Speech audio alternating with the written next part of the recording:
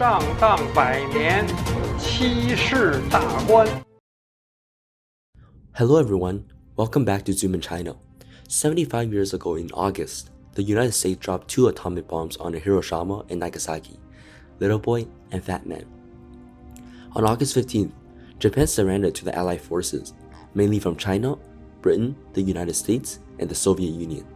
The Chinese people, under the leadership of the Kuomintang government, fought for 8 years, sacrificing almost 13 million soldiers and civilians, and finally won the final victory.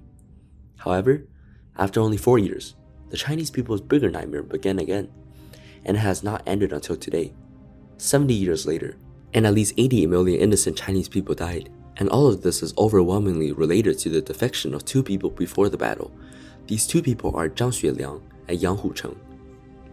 The Chinese Communist Party has a list of 200 heroes and exemplars.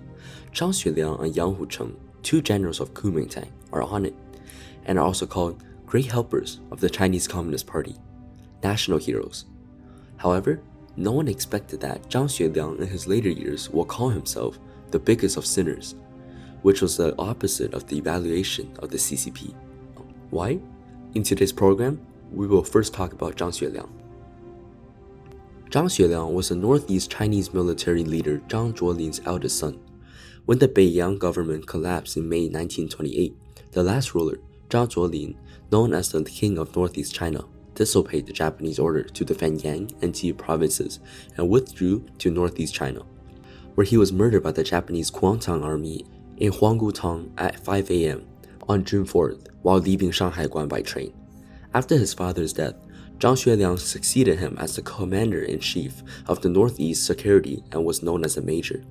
At the end of that year, Northeast China changed its flag from the 5-color flag to the Republic of China flag, declaring obedience to the nationalist government, making China formally unified.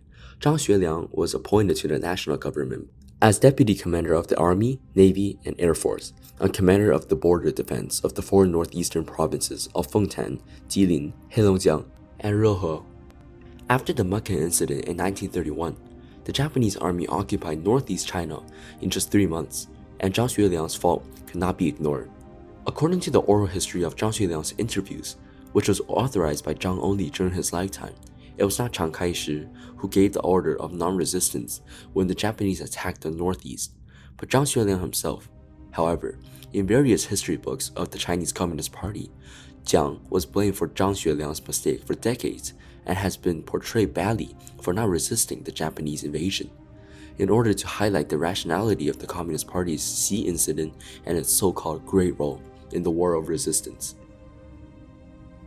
In Zhang Xueliang's oral history, he admitted that he gave the order for non-resistance in Beiping and that Chiang Kai-shek was not in Nanjing on the night of the Mukden Incident, but on a warship to Jiangxi in Nanjing, and that Jiang only learned the trouble in the northeast only after he arrived in Nanchang the next day, that is, the Mukden Incident, and the order of non-resistance really had nothing to do with Jiang. In his oral history, Zhang Xueliang also explained the reasons why he gave the order for non-resistance.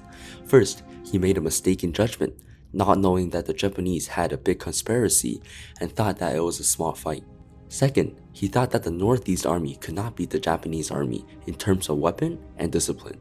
If they lost, they would have to see land and make reparations, which was a lot of trouble. In 1931, Chiang Kai-shek, in order to focus on the anti-Japanese battle, formulated the policy to strengthen the internal security first and launched 5 sieges against the Red Army of CCP. The Red Army was forced to flee during the 5th siege by the Kuomintang, but it claimed that it had strategically shifted north to resist Japan. After the so-called Long March, the base was re-established in northern Shaanxi.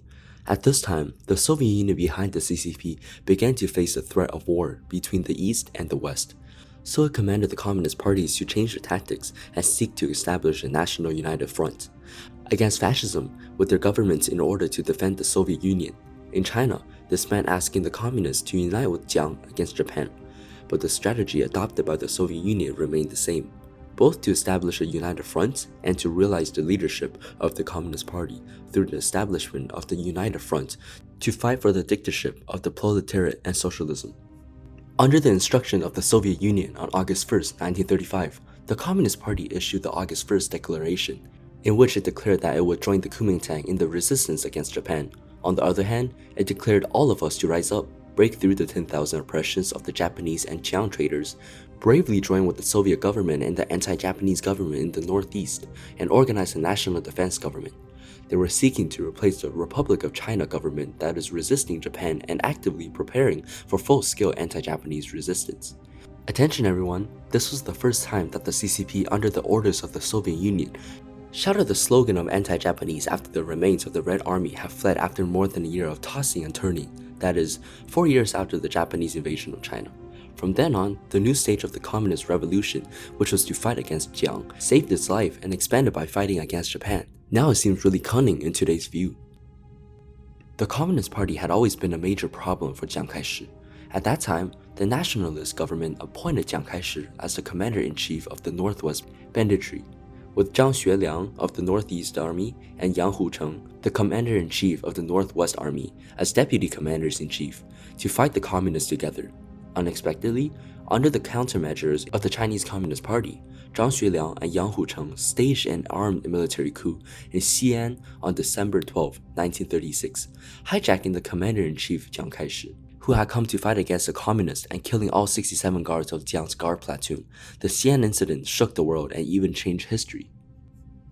In the 1990s, the Chinese mainland newspaper publicly revealed the secret that Zhang Xueliang was determined to murder Jiang and had already chosen a candidate to do so, and that Zhang and Yang wanted to join forces with the Red Army to fight in Nanjing and establish the Western capital, including the establishment of the Xi'an United National Government. Once the coup was successful, the Xi'an United National Government was not the simple idea that Zhang Xueliang only proposed to stop fighting the communists, reorganize the government, and send troops to resist Japan. As the Chinese history book later claimed, what kind of coup is this? According to the current Chinese Communist Party always claims, it is rebellion and treason.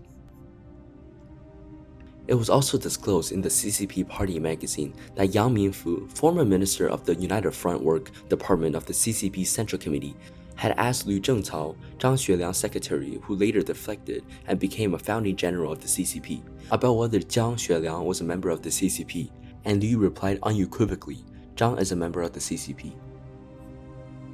In his oral history, Zhang Xueliang also spoke. It can also be said that I am the member of the Communist Party, but he never mentioned anything about how he asked to join the party and how he was approved as a member of the Communist Party. He also never mentioned his relationship with the Chinese Communist Party and the fact that he wanted to establish the Northwest National Government. Zhang Xueliang also revealed in his interview that he was nominally the protagonist of the Xi'an Incident, but in fact, Yang Hucheng was the actual protagonist because Yang's wife Xie Baozhen and most of his men were members of the Chinese Communist Party. About the main protagonist, Yang Hucheng, we will talk about it in the next episode. Now I sincerely ask you guys to subscribe to this program. Thank you. Okay, let's move on. The truth of the history is that the mastermind behind the Xi'an Incident was not Zhang and Yang but the Chinese Communist Party. On the day of the incident, Mao Zedong sent a telegram to Stalin saying that the Xi'an Incident took place in accordance with the agreement of the triangular alliance between Zhang, Yang, and the Communist Party against Jiang, and that the CCP Central Committee had actively promoted Zhang and Yang's resolute split with Jiang. However, to the surprise of Zhang and Yang, there were protests and condemnations of the military coup in Xi'an from all places. Professors at Tsinghua University were even more unanimous in their opposition, and Wen Yiduo, who had been praised as a warrior by the Chinese Communist Party, was even more distinct in his attitude. He and a group of famous professors such as Zhu Qiqing and Feng Yulan drafted the statement of professors of Tsinghua University for Zhang Xueliang's mutiny. Even Wen Yidu, who never said anything unnecessary in the classroom, put aside his lecture notes and said angrily, "What nonsense! Even the head of state can be hijacked. It can also be called a rebellion. What kind of country is this? The country will not allow you to destroy it. The leader will not allow you to harm." The local forces, which had been ambiguous, also unanimously crusaded against Zhang and Yang. What Zhang and Yang did not expect was the reaction of the Soviet Union, Stalin, who was worried about the plight of the Soviet Union facing simultaneous war on the eastern and western fronts, personally prepared a telegram ordering the CCP to never murder Jiang immediately after the incident. As a result, Mao, who wanted to kill Jiang by the hands of Zhang Xueliang, had to send Zhou Enlai to convince Zhang and Yang and meet with Chiang Kai-shek to exonerate the Chinese Communist Party. Zhou kept calling Jiang headmaster and repeatedly assuring Jiang that he could let his only son, Jiang Jingguo, who was detained in the Soviet Union, return to China. Only then he did receive the forgiveness and promise from Jiang, who had originally determined to die in his own country to stop fighting the communists and unite against Japan. The immediate consequence of the Xi'an Mutiny was that it gave the Chinese Communist Party room to survive, thus starting the subsequent nightmare of China. Chiang Kai-shek said bitterly in his diary in Xi'an, "This incident is a major setback in the course of our national revolution. The 8 years of work in fighting bandits, which was expected to be completed in 2 weeks, has almost been overthrown once. The defense, transportation, and economic construction in the Northwest has been operated and decorated on a rough scale with the efforts of the whole country for decades. It had been a great loss since the incident, and it can't be restored easily. In essence, the construction process has stepped backwards at least 3 years back." In addition, the Japanese army, who had already said that they would not sit on the sidelines of the Xi'an incident, had the feeling that if China is not destroyed now, there will be no time to come, and thus advanced the timetable for a full-scale invasion of China. Only 6 months after the Xi'an incident, on July 7, 1937, the war of aggression, which the Chinese Communist Party had been hoping for, finally broke out under the madness of the Japanese army. It was directly induced by the Chinese Communist Party. The bad consequences of the Xi'an Mutiny were so bad that even Dimitrov, the leader of the Communist International, has seen the essence. He wrote in his diary, "Zhang Xueliang's action, whatever his intentions, objectively could only damage the unification of the forces of the Chinese people in the anti-Japanese United Front and would encourage Japanese aggression against China." Since then, the Chinese Communist Party, in order to avoid being wiped out by the nationalist army, verbally advocated the war of resistance in a high profile, but in fact used the opportunity of the Japanese army attacking China, and then to expand their own power. This resulted in the Chinese nation suffering in a huge war trauma for 8 years, unprecedented in history. It can be said that without the Xi'an military revolt, the Communist Party would have been wiped out, and modern Chinese history would have been different. Therefore, Zhang Xueliang and Yang Hucheng, who were the direct initiators of the coup, deserve to be regarded as the sinners of history.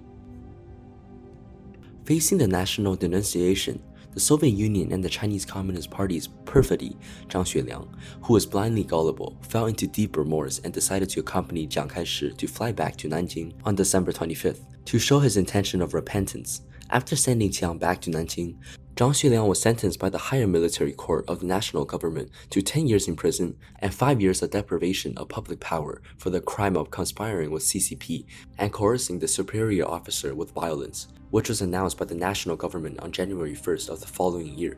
Zhang Xueliang was then imprisoned, placed under house arrest, and followed Jiang to Taiwan. He settled in the United States in the 1990s and died in 2001. It is interesting to note that during his lifetime, Zhang Xueliang never returned to his homeland again, no matter how graciously invited by the Chinese Communist Party after the theft of the country. Now you must want to know how Zhang Xueliang thought about the Xi'an incident afterwards, right? In 1954, after meeting with Chiang Kai-shek, Zhang wrote the book Reflections on the Xi'an Incident. Zhang thought that he did not know the Communist Party well at that time and regretted that he had harmed the country and the people in order to realize his wish to resist Japan. Chiang Kai-shek's second son, Jiang Weiguo, recalls several occasions when he drank with Zhang Xueliang. When he was drunk, he hugged me and cried, saying, "I have done something wrong." This also reflected the saying, "One mistake can be a disaster for thousands of years." In Zhang's later years, Zhang Xueliang was a devout Christian.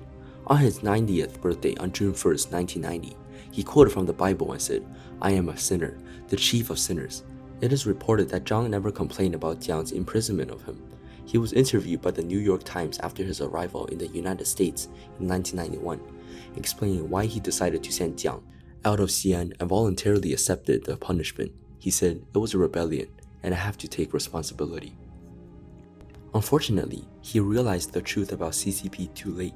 What is even worse is that Zhang Xueliang, who passed away with regrets, is still being used by the Chinese Communist Party to brainwash Chinese people, calling him a national hero and a great servant of the ages. If you watch this program, you will of course understand whether he was a hero of the Communist Party, a minister of merit, or a culprit in his own words. That's it for today. If you like our program, don't forget to like, follow, and subscribe. And we'll see you in the next program. Yang Hucheng.